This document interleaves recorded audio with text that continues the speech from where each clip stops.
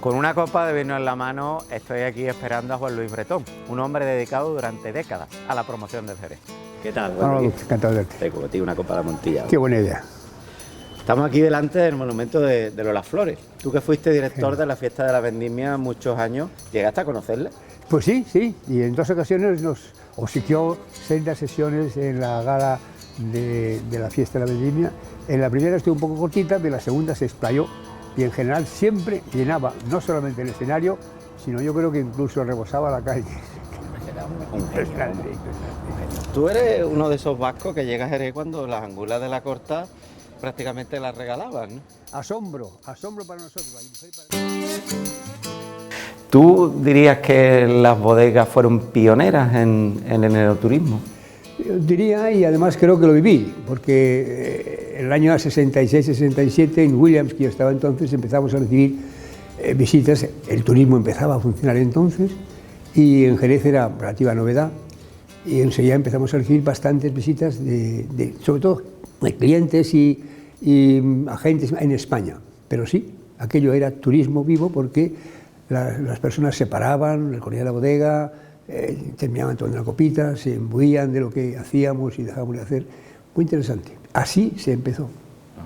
En un principio era promoción, ¿no? Se podría decir. Totalmente, ¿no? Pero ya ha acabado siendo un negocio independiente. Vamos a decir que el aspecto turístico era como una palanca, no era el motivo, sino se utilizaba para hacer promoción.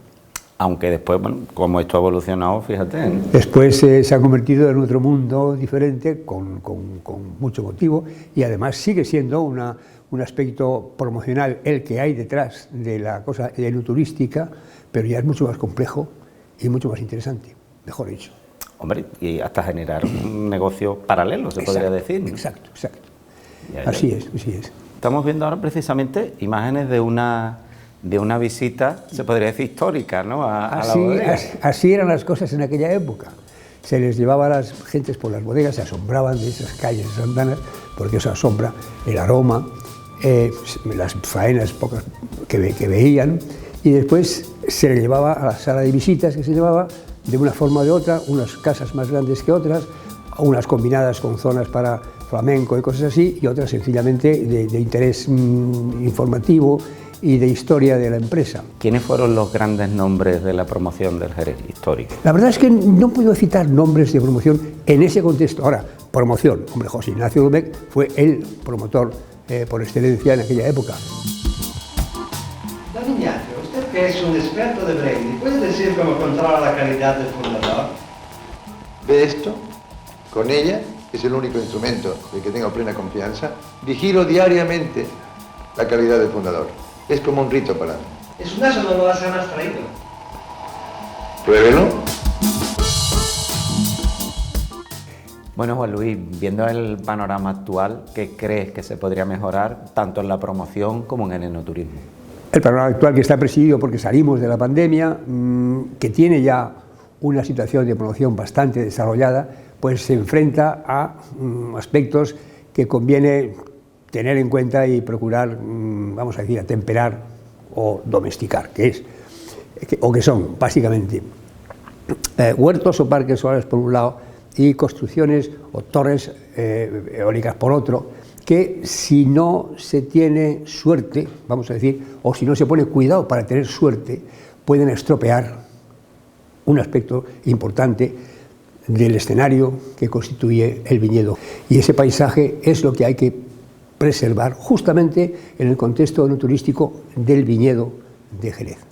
Entonces, ahí sí que conviene concentrar el esfuerzo por parte de quien sea, bien sea el Consejo Regulador, bien sea el Ayuntamiento, bien sea la Diputación, quienes sean, para procurar evitar que se destroce de alguna manera lo bonito, lo indescriptiblemente bonito del paisaje, del escenario del viñedo jerezano.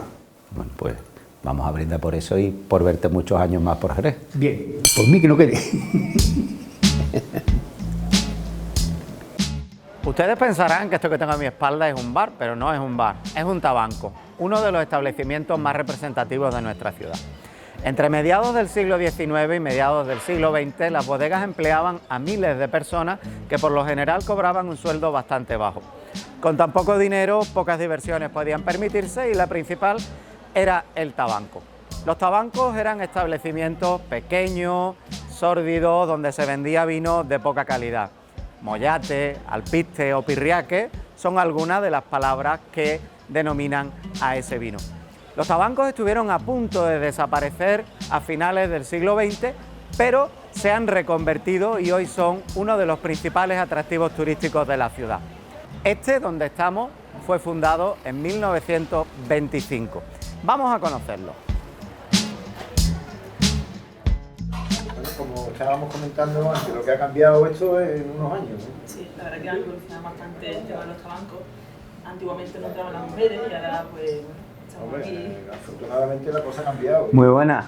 ¿Qué pasa, Hola, Antonio? ¿qué pasa? Hola, Marilu.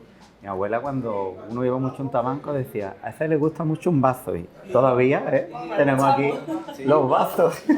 Procuramos conservar la esencia. Bueno, Servir en los vasos, el papel de traza, escribir en tiza, conservar lo antiguo. sí, las cosas han cambiado, pero no tanto. O sí han cambiado mucho. Bueno, ha evolucionado, pero no ha cambiado. La esencia, lo que dice Antonio, lo mantenemos, ¿no? Porque todo el mundo tenemos las botas, el tema de los vasitos, el papel de traza, es todo un poquito más informal, tapitas frías.